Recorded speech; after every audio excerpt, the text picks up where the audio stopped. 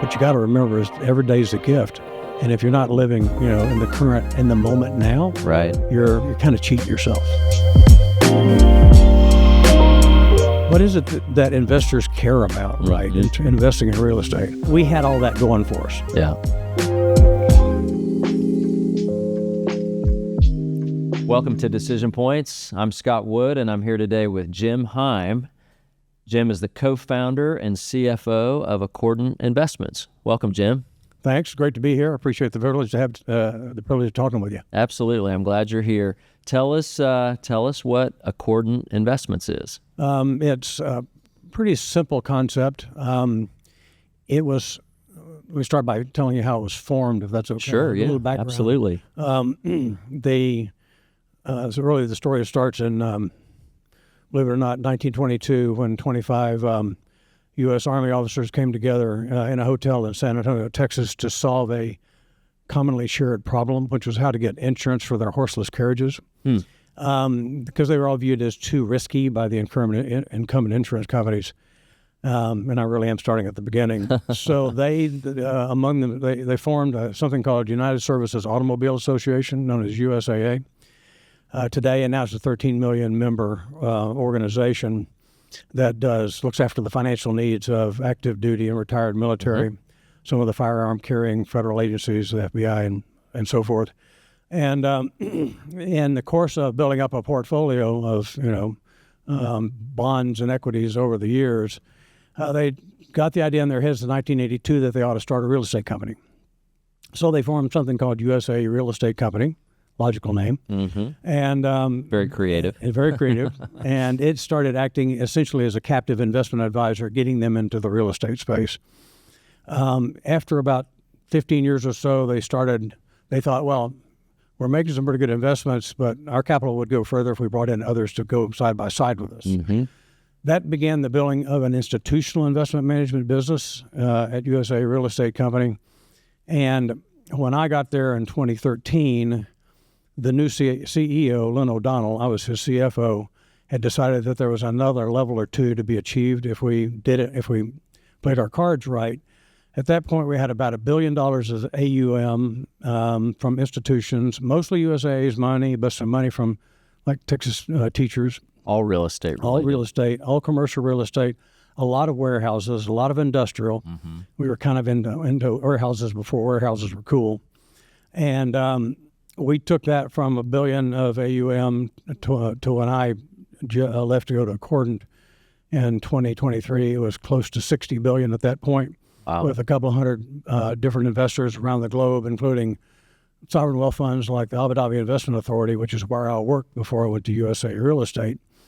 And to finally get to the answer to your question, towards the end of the teens, USAA Real Estate and USAA took the decision for the real estate company to be acquired, 80% of it to be acquired by strategic partners and led by Lynn. This was driven by regulatory issues. USAA owns a bank, so it had become subject to Fed oversight. The Fed oversight might be one thing for a bank. It's another thing for a real estate company. Yeah. I mean, if a bank owns real estate, something's gone wrong. Right. And USAA owned it on purpose. Yeah. So it was becoming increasingly difficult for us to thrive in our business, providing a real estate investment advice to USAA with the Fed breathing down our neck. So they spun out USA Real Estate. 80% of it went to a group led by Lynn. And at about that same time. What year was that? That was 2020, April 2, 2020. Okay. How perfect is that timing, right? We're in shutdown. But it had been long Lynn, and to a certain extent my own vision, that the future of real estate capital financing would increasingly migrate away from institutions into the retail space. I mean, it's just evident if you look at what's happening in the defined benefit world versus the defined contribution world, and how it's state pension funds and others are not growing. They may be going the other direction. Retail has been exploding. Private wealth. So about the same time of the spinoff, the USA Real Estate, which is now known as Affinius, started incubating a private wealth organization with a view to launching a product. The product was going to be something we had backed and helped stand up when I was at USAA Real Estate, an index fund that tracks the so-called Odyssey index. For the benefit of those who don't know, Odyssey stands for Open-End Diversified Core Equity Index. Mm-hmm. It is an index established by NCREIF, the biggest, real estate kind of the group of real estate fiduciaries or institutional investors, to track the performance of low leverage core real estate across the U.S. And it's intentionally intended to be a very conservative kind of product. No more than 40% leverage, no more than this amount of development, certain amount of geographical and property diversification is required in order to qualify. Some guys out in Cleveland named IDR Investment Management had come up with a way to track that index with less than 15 basis points of tracking error. Mm-hmm. They came to us with that idea in 2017, and we said, we love it. Mm-hmm. And so we started backing them in 2017, thinking that one of these days, the Odyssey Index Fund would be a really good offering to the private equity, to the private wealth market, because it became managed for very low fees, and it has huge diversification, none of the idiosyncratic risk that people often associate with real estate. Mm-hmm. So Accordant, simply put, was founded, and I joined them, to develop 40 Act interval funds, mm-hmm. The first of which, Odyssey X, is an investor side-by-side with $8 billion of institutional money, including the big California funds and the big Texas funds, in the Odyssey Index by investing in the component funds that make up that index. Mm-hmm. So that it's I was always a big believer in this because it gave portfolio diversification without excessive risk. Mm-hmm. So we launched the thing as an interval fund in September of 2023. Okay. It has been growing, steadily ever since. Mm-hmm. It has some of your truly's money in it because I believe in eating my own cooking, as they say. Right. And it's and for me, if this isn't my last rodeo, I don't know what to think my last rodeo is going to look like. Yeah. And I think it probably is my last rodeo, and I couldn't ask for a better one. That's great. That was long-winded. And hopefully okay. You've got an editing tool that will cut out a lot of it. Yeah. Well, I appreciate the explanation. The one question, and then we'll back up for a second. What's the current AUM of the fund? About $42 million. $42 million. Okay, great. I think I don't want to speak out of school, but we have reason to believe that number will triple in the not too distant future. Yeah. That's great. Well, you're off to a good start. All right. Well, let's back up for a few minutes. So, where are you from? Well, I was born in Magnolia, Arkansas. Okay. Which is a little town just north of the Louisiana border. Mm-hmm. And my mom and dad, my mother was a farm girl, a country girl who, once upon a time, had a dapper dressed gentleman pull up in the yard of her farmhouse and get out of his roadster and look around. He wanted to lease land, oil and gas lease, because there was some oil play in the 30s mm-hmm. in South Arkansas, and he didn't get to lease the land, but he bought a kitten from my mother for $1, and his name was H.L. Hunt. Wow. And my dad grew up in desperately poor circumstances in West Arkansas, DeQueen, and grew and pulled himself up by his bootstraps, classic American story. And ended his career as a middle manager for a large global chemical company. I mean, the arc of his life is something that has always been an inspiration to me. So they were smart enough to realize that the future for them did not lie in southern Arkansas. Mm-hmm. So we quite quickly moved, after Dad graduated from college in Ruston, Louisiana. We moved to Houston, where he was with Dow Chemical Company. Then in 1963, when I was, can I do the math, 9 years old, we moved to a little place called Narrows, Virginia. Try finding that even with, Google will be hard. Then we moved to Kingsville, Texas in 1968. Okay. That's where I learned to talk like this. Okay. And I graduated high school from King High, H.M. King High School in 1971 and went to University of Texas at Austin. Okay. Because my dad said, well, you can get in Rice because you got the grades, but you need to go somewhere where you can be socialized. And Rice is an engineering school. You need to go to UT. Yeah. So I went to UT. Your dad was wise. He was very wise. and fortune smiled on me, and that's where I met on a blind date my current wife. And then I liked it so much I stayed there and went to law school. Straight through.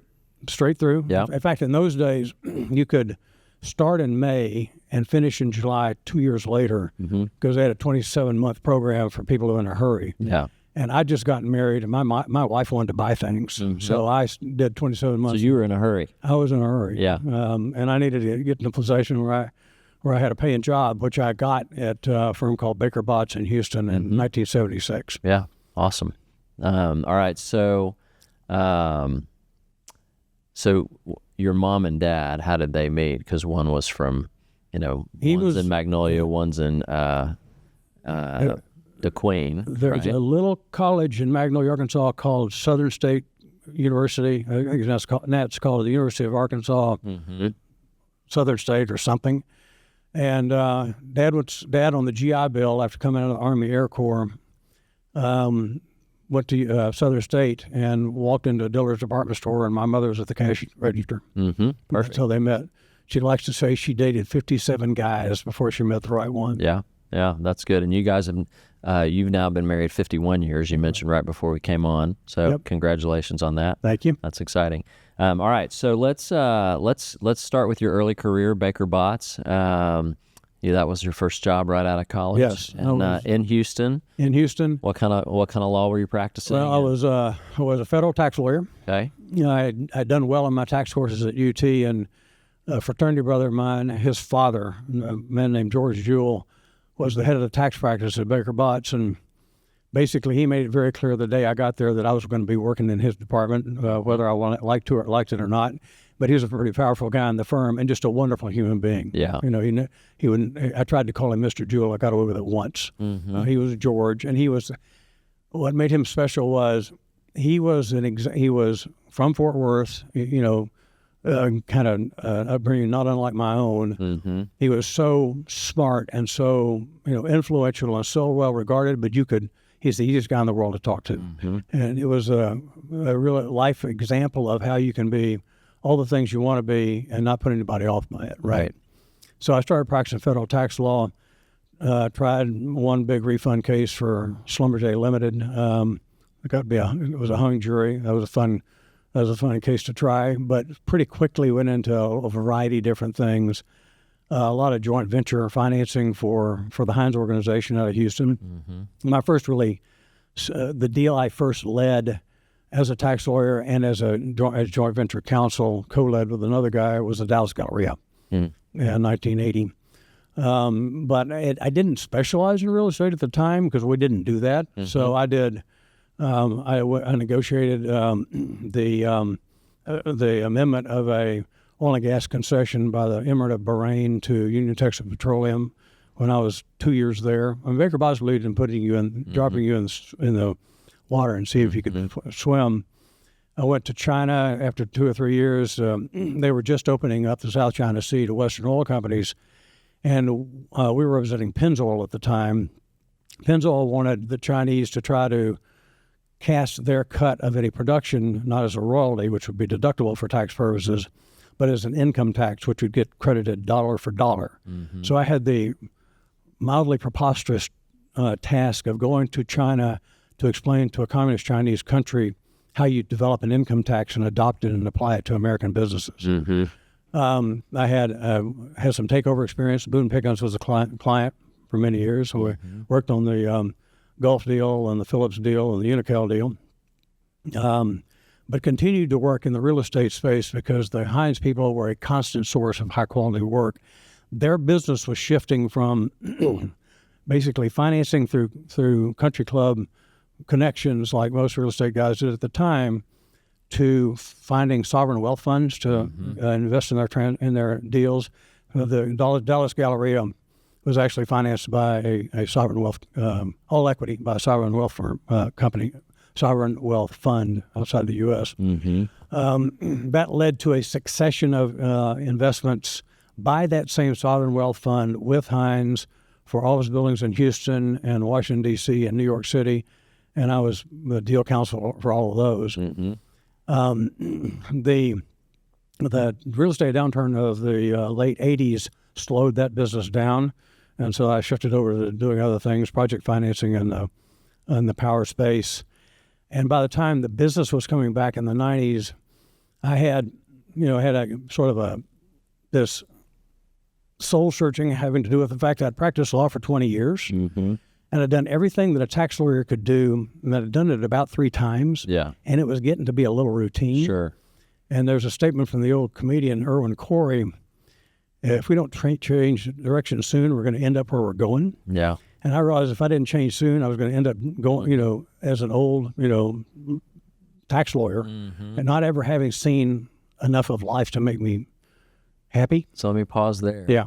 What was your initial attraction or decision point to go to law school in the first place? My dad. Your dad. Yeah. He was really the... He was basically, I'll never forget how he put it. He said, you've got enough smarts and enough people skills to go be a successful lawyer.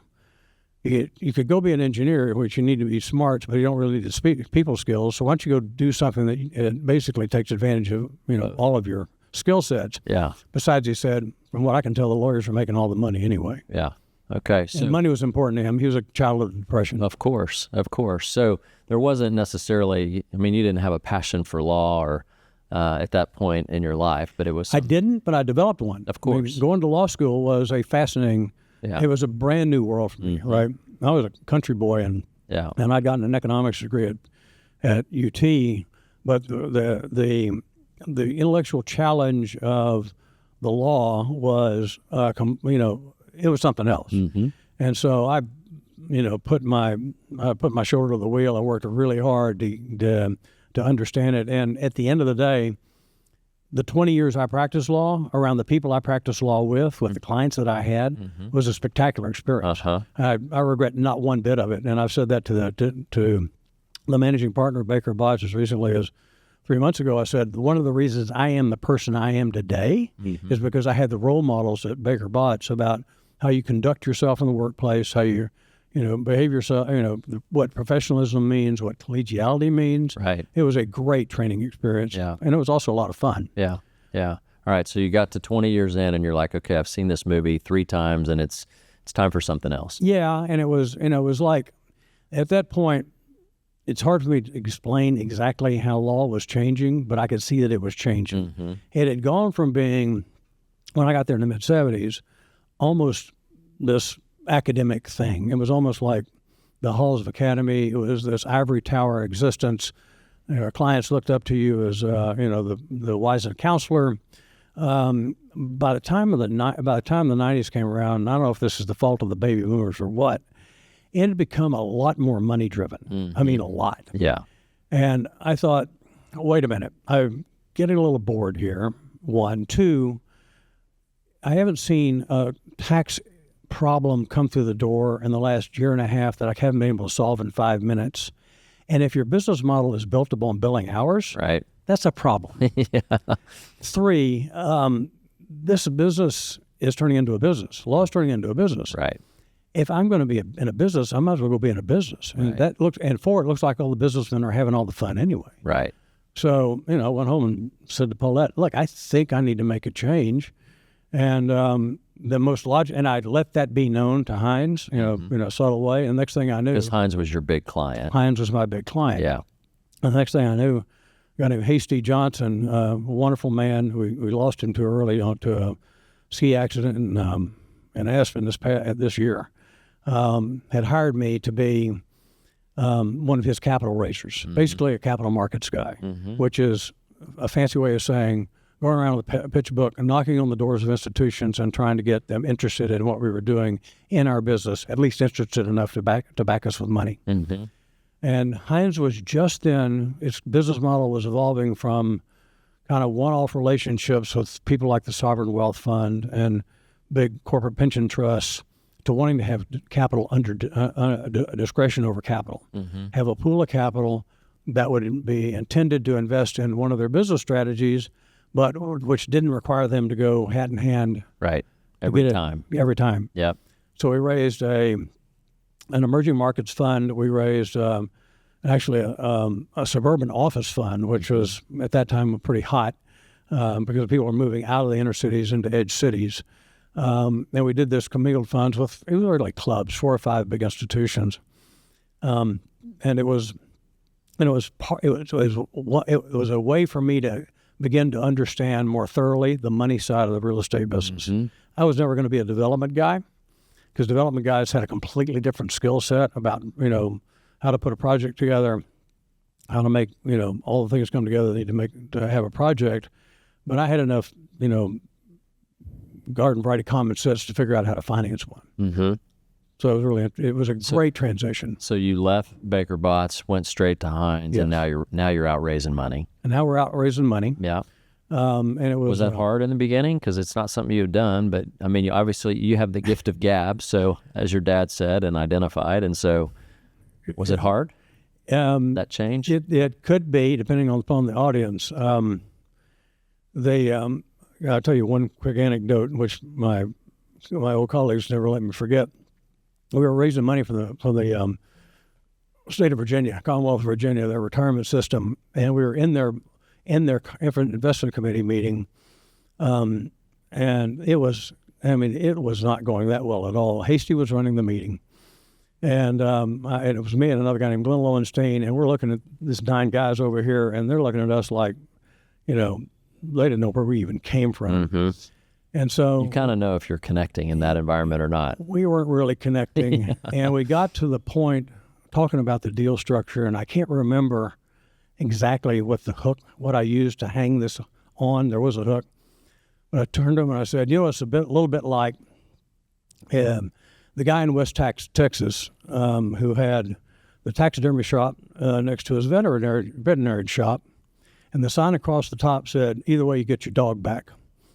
And that broke up the audience. That was the icebreaker, right? So occasionally the country boy came out and just did some good, more good than harm. Right. I'm not sure it always worked that way. In fact, I'm sure the math worked kind of the opposite from time to time. But it was a good education in what is it that investors care about, right? In investing in real estate.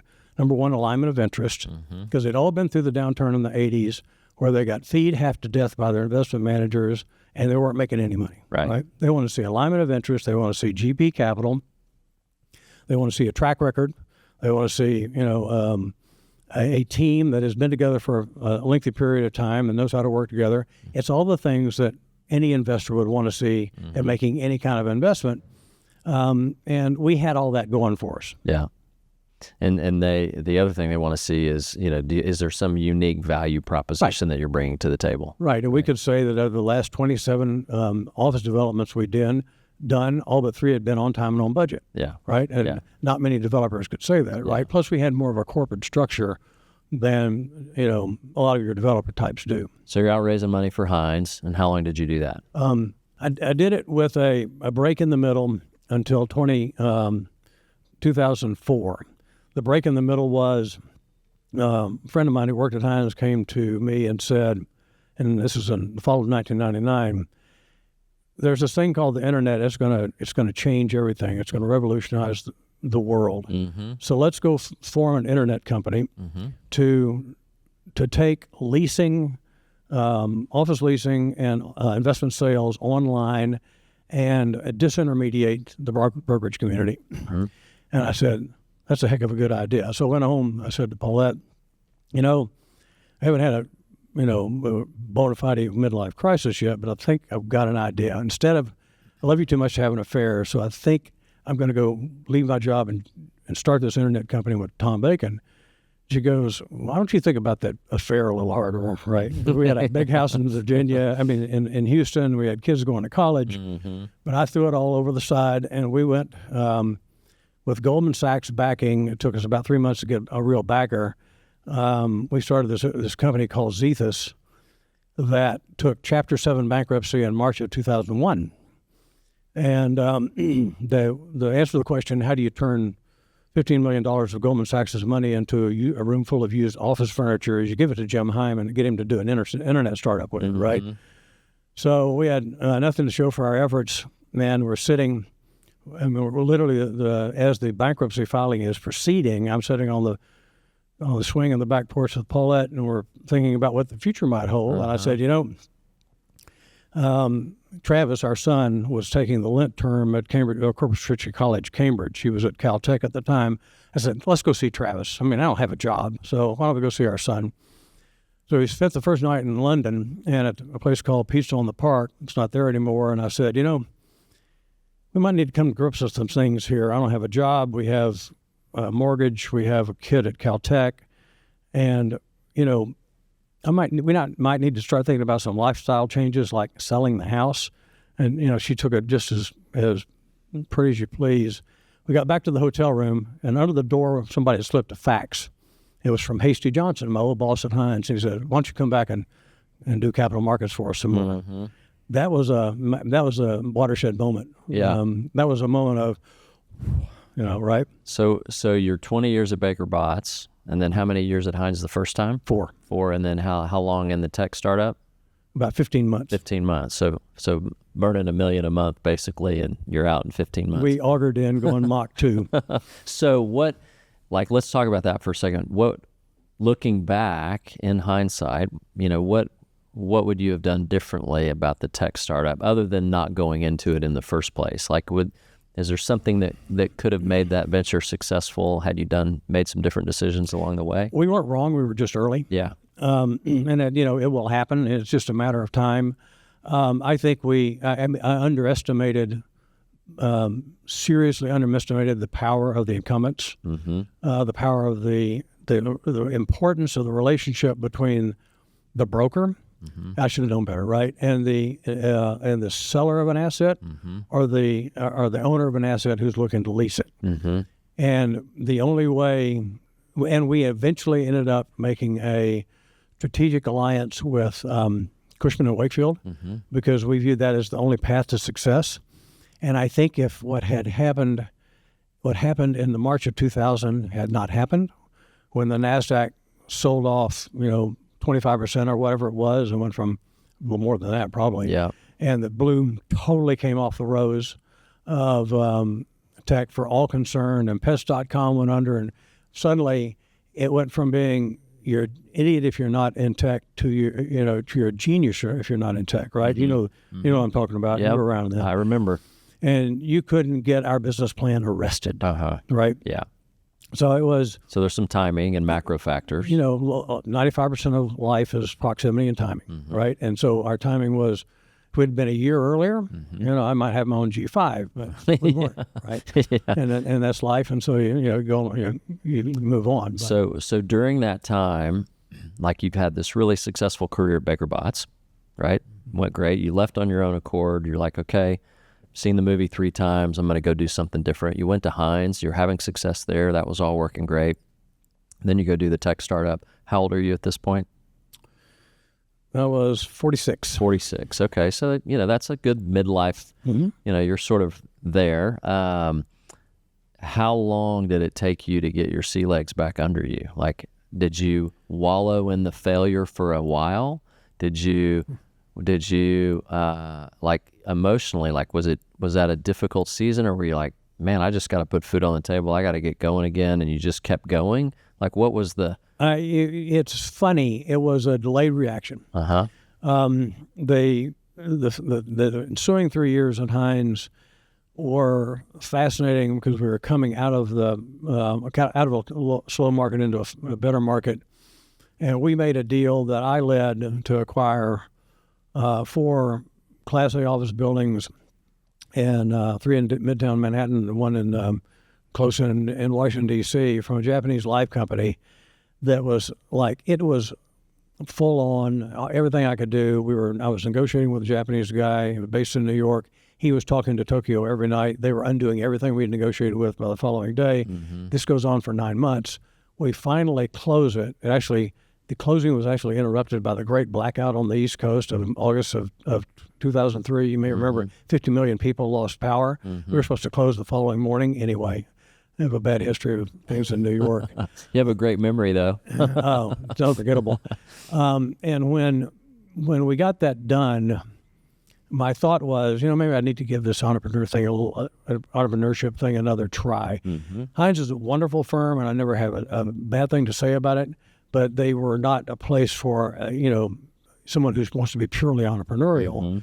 So I staggered out into the, hard, cold world again, looking for an entrepreneurial opportunity. And that commenced really 6 years in the wilderness. Okay. And it was 6 tough years because I couldn't make anything work, right? And so you leave the tech startup, bankrupts, you go back to Hines, you're there for 3 years. And try to do a private equity. Now you're out on your own again. Private equity, investment firm. So this time, what's Paulette say? Is she like, yeah, go for it? Or she's like, hey, it didn't work out so well last time? She's always been supportive. Yeah, that's great. She's always been supportive, and she was supportive through all the highs and the many lows. And then that period ended in 2010 when I was on my 3rd or 4th gig after Hines, and none of them have worked out all that well. I get a phone call out of the blue from a executive search firm saying, we've got a job. It's a C-suite position with a global financial institution, and the job description reads like your resume. Somebody who understands tax and structuring and real estate finance. And when I explained this, when I was the executive recruiter and I had a good conversation, and he said, before we take this further, you better go talk to your wife about where this job is. And I said, got it. So I went. You're like, she's on board. No, I wasn't. That wasn't quite sure. Yeah. Because we were living in Preston Hollow at the time, and I sat her down in our study on Glendora Street, and I said, just what the guide said, guys like me don't grow on trees from the standpoint of this particular employer, and I really am interested in this job. And she says, are you going to go for it? And I said, well, there's just one thing you need to know. And she goes, well, I'm not moving back to Manhattan, because we'd lived in the Manhattan area for 5 years when I was setting up the White Baker Bus New York office. And I go, well, it's a little further east than that. It's in Abu Dhabi. And she goes, well, why don't you start by telling me where that is? And the next thing, 10 months later, I found myself as the chief financial officer of the real estate and infrastructure department of the Abu Dhabi Investment Authority. Wow. And that was, you look at my life and the strokes of good luck, the blind date I had with Paulette, getting the gig at the Abu Dhabi Investment Authority, getting hired by Baker Botts. I mean, there's so much good luck that I had to be thankful for.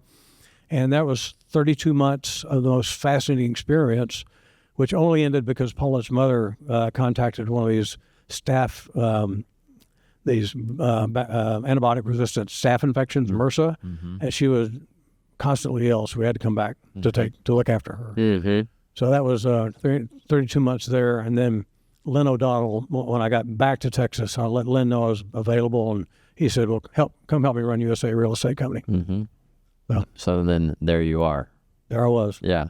So I know you mentioned Manhattan a second ago, and I know you were there during 9/11. Yes. Tell us a little bit about that. Happy to.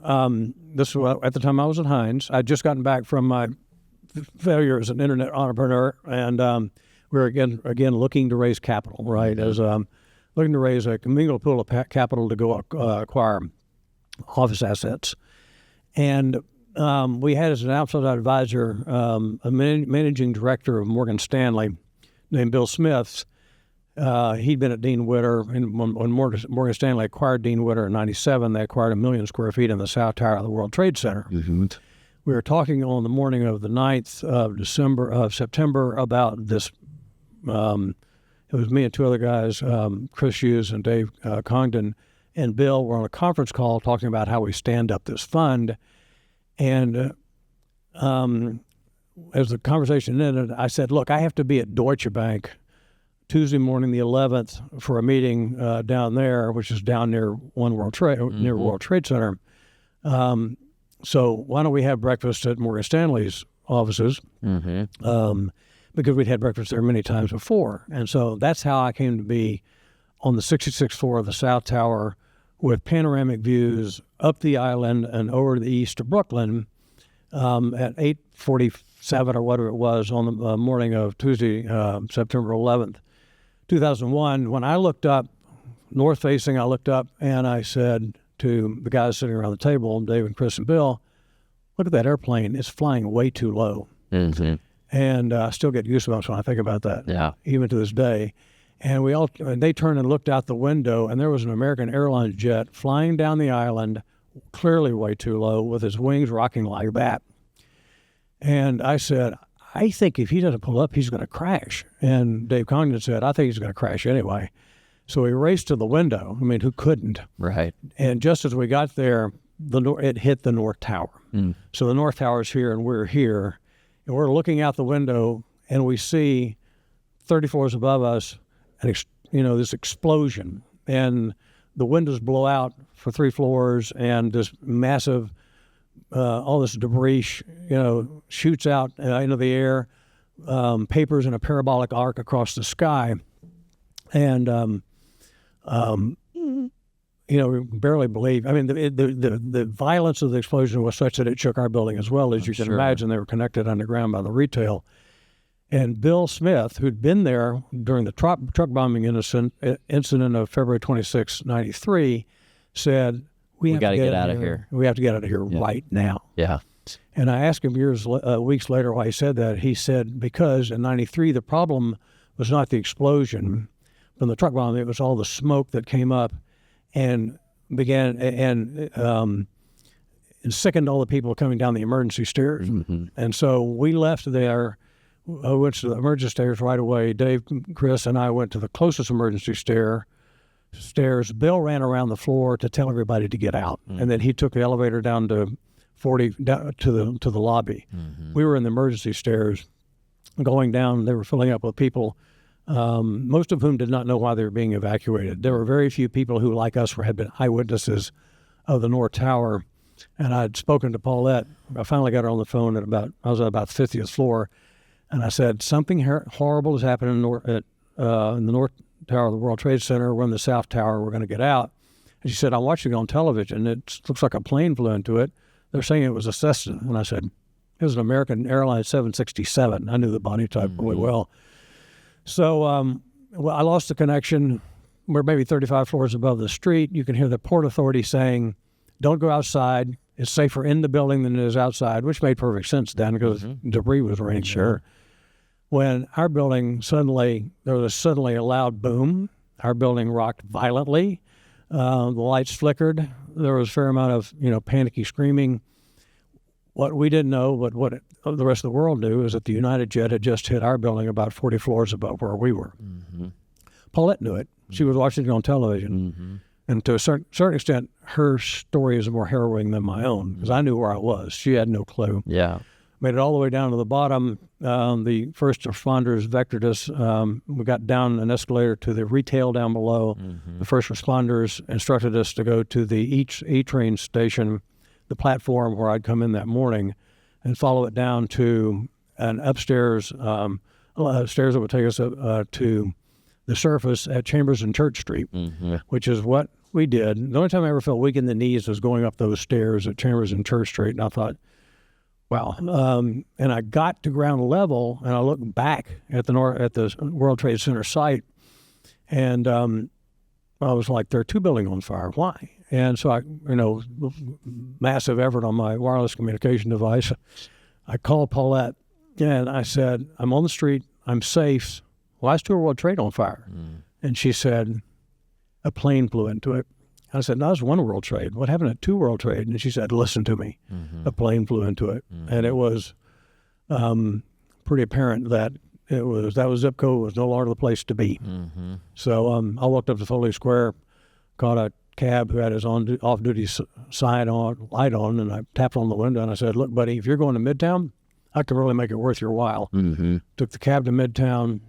Later in the day, took a cab to the 3rd Avenue Bridge, where we had a town car waiting for me and Hasty to pick up a rental car in Greenwich, Connecticut, and drive home. Took us 2 days to drive back to Houston. Wow.